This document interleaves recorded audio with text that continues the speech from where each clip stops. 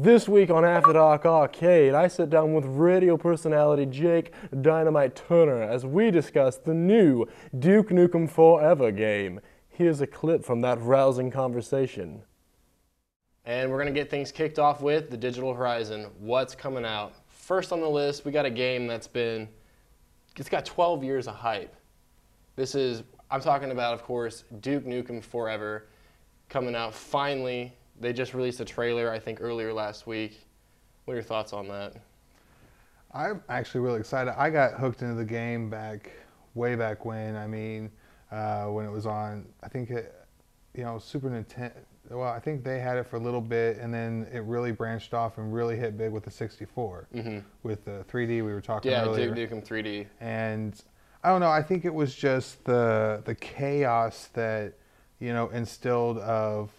I mean, because you're, either not even a teenager, preteen, or a teenager, and you hit this where you got this rogue, crazy guy who likes to drink beer. Yeah, over the top. Dude. It's like Duff Man meets like Arnold Schwarzenegger with Absolutely. the brain. It's just, I mean, not dissing on Arnold. He's a smart guy, but Duff Man he was one about the girls and his beer. And that's what it seemed like with this guy. It really took every stereotypical movie action hero in the 90s and combined it together. You got a little bit of Stallone, you got some Schwarzenegger, you even got some John Wayne in there. And he is just over the top, muscles, guns blazing, maybe not always the most politically correct, but he's going to get the job done. And it's just, this game, I've read online, it's not going to be Game of the Year. It's not going to shatter any boundaries or anything, but everybody says this game looks fun. I think it'll be a refreshing take. It's going to be a first-person shooter again, and just some of the things that I've seen with this game, it just looks kind of fun. He blows a car up with a remote starter, one of the things he does, and the environment it looks like a game that they've had 12 years to work on it. It better be good. Yeah, I don't know. I think it was a big platform back then because you were pushing boundaries. You were doing things that you couldn't normally do. The kids thought it was great. You could go to the urinal and it made urination sounds. Yeah. And it thought it was great.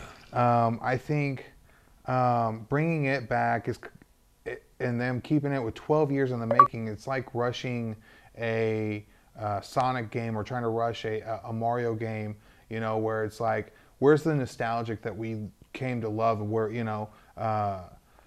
we picked up the new Super Mario Brothers, where it has a lot of that old school feel to it, but you had those Mario Party games, which I didn't really grab into. Looking at the trailer for this game, it just seems so classic. You got your two hands right here, and that's pretty much it. Yeah. And that's what you grew in love with this thing. Yeah, you mentioned earlier the urination sounds, and there's just a whole bunch of other things in this game that one of the selling points for Duke Nukem games is it was very controversial.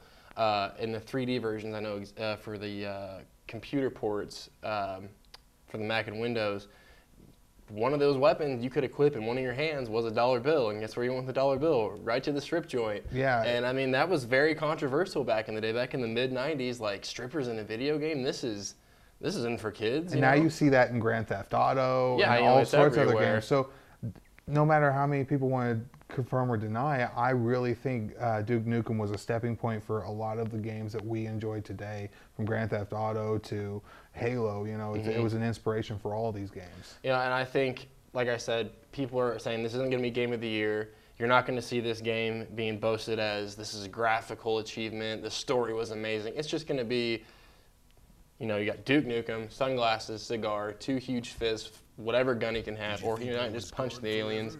And I think it's just going to be a fun time. I'm looking forward to it. After 12 years, it better be good.